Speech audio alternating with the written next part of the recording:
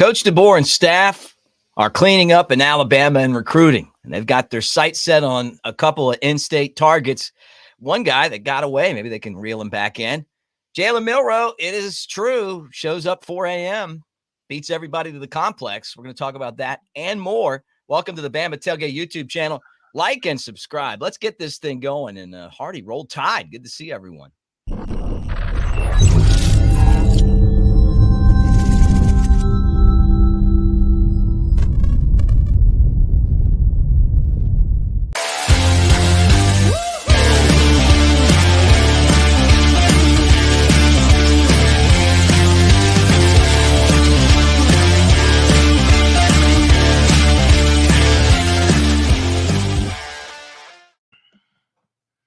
To everybody, it's Mick Gillispie back.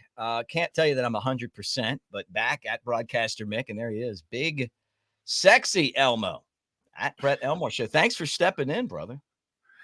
Well, you're welcome. I missed you. I really missed you, and it's good to see you back. I know you're not 100%, but still good to see you back on, and let's talk some Bama football, man. I'll make you feel better.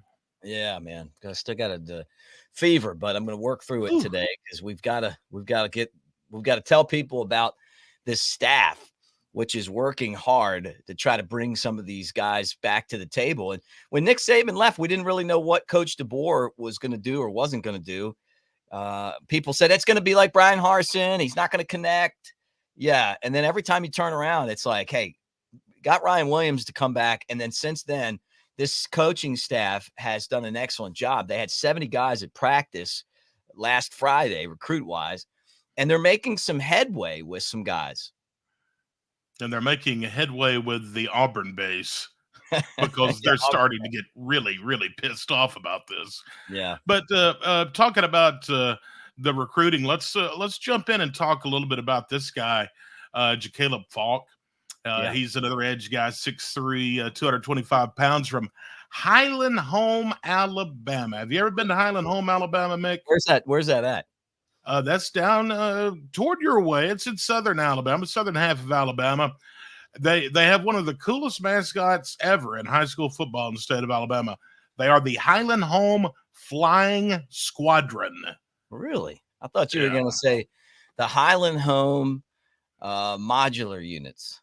The modular units, yeah. But this guy is committed to Auburn. He does have ties to Auburn. His connection there is his brother, Kelderick Faulk. He's a defensive lineman at Auburn that signed with the Tigers in the 23 cycle after playing in the All-American Bowl. So he has some offers there. He's a young guy. He's going to be a junior. No, he's going to be a senior this next year, but he finishes junior season with 58 tackles, 13 of those for loss, 3 sacks, 3 pass breakups, a couple of fumbles, picked ups, and he played a little bit of offense. Of course, at that level in high school football, most of your talented players like him will play both ways. Yeah. Caught 13 passes, but that's a guy that's Alabama's starting to kind of look at a little bit and try to maybe flip him from Auburn. Yeah, nice. I'm sure they're not going to be too excited about it, but no. Coach DeBoer getting after it and kind of in South Alabama, a couple of targets in that Enterprise area looking for and trying to bring in. And, one of those guys is Alvin Henderson, right? Yeah. He's a running back. He's being recruited by, Miami and, I don't know, a bunch of Oregon and some other schools. But Alabama is his team. He grew up an Alabama fan, and he got an offer from Coach Saban, and he's got an offer from Coach DeBoer. So, I mean, everybody appreciates how good this guy is at football. And from a little tiny town right there by Enterprise, could you bring them to Tuscaloosa? Do you think they're going to be able to net Alvin? Yeah, down in Elba, Alabama. Florida State's really after him, and so's Auburn. But he's another kid that plays basketball. Another one of those kids that, that's 1A football. But in 23, last year, he was the 1A back of the year for the second straight season. You hardly ever see that. Yeah. So a very talented young man. Arizona offered him earlier this month. So he's got offers on the table, and Alabama's looking there as well. Yeah, pretty exciting. And then Zion, we got to talk about him. Like Bama's still on him. He was there and then he left, but Alabama's been hot and heavy to bring him back in. Yeah, Zion Grady, the home of the Boll Weevils at Enterprise, and 6'4", 225, class of 25, being recruited by Florida State, Georgia, Alabama, Tennessee, Miami. Good football player. They're talking about this guy could be one of those guys, if he keeps progressing, could be playing on Sunday. He's pretty much a unanimous 4-star athlete, a dual athlete. He played at Charles Henderson and was playing basketball there, and he was the 5A lineman of the year in 2022, but now he's at Enterprise apparently. So anyway, he's another one that Alabama's right after, and he's just I think his last visit was to Georgia. Yeah. Well, look, what's cool is that when you come to Alabama football practice now, you're going to have a good time, man. Music's going to be pumping. You know, the coaches are going to be paying a lot of attention to what's going on the field, but also welcoming you in. And guys like you mentioned, Faulk, the Auburn commitment, you know, like he's planning on going to Alabama football practice. You know, so maybe some guys that you know didn't really jive with Coach Saban, they'll jive with Coach DeBoer and his staff. You know, and Freddie Roach has done a great job of keeping some of these guys interested. You know, the new coaches are out and making themselves known. But I think bringing people to practice is where they're really connecting with a lot of these guys and showing them, look, you're going to play football at Alabama. We're going to win just like we always did, and we're going to have a damn good time doing it. Right, yeah, and they have that high energy that we hear all about, the coaching staff. It's different now. It's really different, and a lot of these recruits, like you mentioned, 70 on campus just at one practice last week. All these players talk to one another on Twitter and Instagram and all this other stuff, and they see the excitement buzzing around this program. They're the only spring game is going to be televised nationally on ESPN. Yeah. There's a buzz around Alabama right now. Yeah, and it's Kalen DeBoer. I mean, he's making his rounds, you know, whether it's recruiting or on a lot of the shows. He was on The Audible with Stu and Bruce, which is a broadcast show. And they asked him about the Terrion Arnold quote that Jalen Milroe gets to the building 3:30, 4 o'clock in the morning. And he pretty much was like, yeah. And I've heard that too, that he refuses to be outworked. Like, and he started that not this past year, but before that, you know, when he was trying to be the guy to replace Bryce.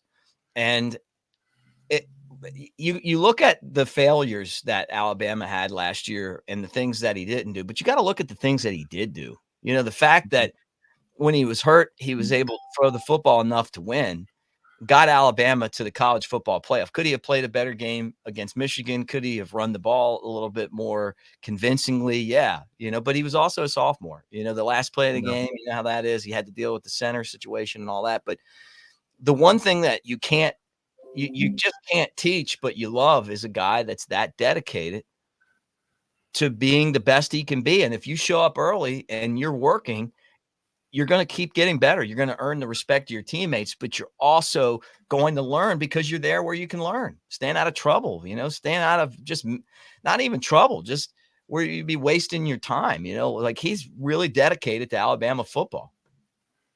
I don't think Joe Namath would have come in at 3 o'clock in the morning. No. Maybe straight from the bar. Yeah. Right. he was, but you couldn't beat Broadway Joe, baby. I mean, come on. But no, and Mick, this is a leadership thing too. I think and that attitude and that work ethic has to be contagious to some of these other players. You got to say, look at this guy, and what he's doing. And, I need to do something. I need to get myself better. Yeah. That's something that's very infectious in a locker room. Yeah, no doubt. So we'll see how that translates. We're during the spring break week right now. Next week it'll crank back up again with football. We need to get you out there, Brett. You need to go to football practice. I do. I'm really thinking about it. I'd like to go and just see what it's all about. While you are down there on the Gulf Coast dealing with all the spring breakers. Yeah. Well, you can just. I saw a picture from the Floribama last night. Looked pretty wild. Yeah. I've seen that before. But not right now. I'm not with the flu. I'm not going there with the flu. I'm going to bed when we finish up. Yeah. Rylan Griffin, hoping that he'll be back. He was hurt in that game against the Gators. Right cell's been banged up. Alabama, the 3 seed going into the SEC tournament in Nashville. They have double bye. They'll play Friday, 6:30, and they'll play the winner of Georgia, Florida, and Missouri. So it'd be the winner of Florida and Georgia, Missouri. So those teams got to work it out. But it's game 9. I guess it's 6:00 Central Time. Alabama, Nate Oates. I thought they were the late game. I think they made. Oh, is it 6? Okay. Yeah, 6:00. Good. So, I don't have to stay up late and watch them. But Mick, this is a talented basketball team. They just got to get their act together. They got great shooters. Their problem is their defensive struggles, and dealing with teams that out physical them. But I'll leave you with this, Mick. I know we're running out of time for today, but out of health for today. Out of health for today. But I'll tell you, it's not going to be easy for Alabama in this tournament the way they drew up the bracket. Okay, it is very conceivable and probably likely that Bama would have to play 3 straight games against opponents that beat them by 18 or more points in the regular season. Think about that. Yeah. I mean, think about that. But with them, I mean, it goes. You never know. Defense, yeah. It just play your defense, and you're going to score points. But I'm excited. I mean, the SEC tournament's coming up, and then you got the NCAA tournament. What's Alabama going to do? They're a dangerous team this year. They could be out in the first round. I could also see them making a run. The other thing is that they're lucky that they have such a high buyout for Nate Oates, because Louisville just fired their coach. He would be such a great fit there. And if Alabama doesn't build the proper facility for men's basketball, and I know now is not a great time with everything else going on, but they're going to eventually lose this guy. And so, but I think it's either $10 or $12 million buyout. So, but I saw the Louisville press conference where they were talking about adding a coach, and I'm like, man, these guys would just froth to get Nate Oates. Can't have him unless you want to pay, and then he's got to accept it. Anyway, well, look, man, great hanging out. Love your morning show, man. I'm wearing your shirt. Well, thank you. I appreciate that. Tune in every morning, 6 till 10 Central Time. WJLX1015.com, the mobile apps, iHeart Radio app, tune in. We have the apps in the App Store, the whole 9 yards. Mick, you get feeling better, my friend, and roll tide. Hey, thank you, guys. And don't forget, we're brought to you by newlifeart.com. Use the promo code Bama Tailgate. 15% off 4th and 31 right now. That is at newlifeart.com. Guys, we'll talk to you again tomorrow. Roll tide. A hearty roll tide.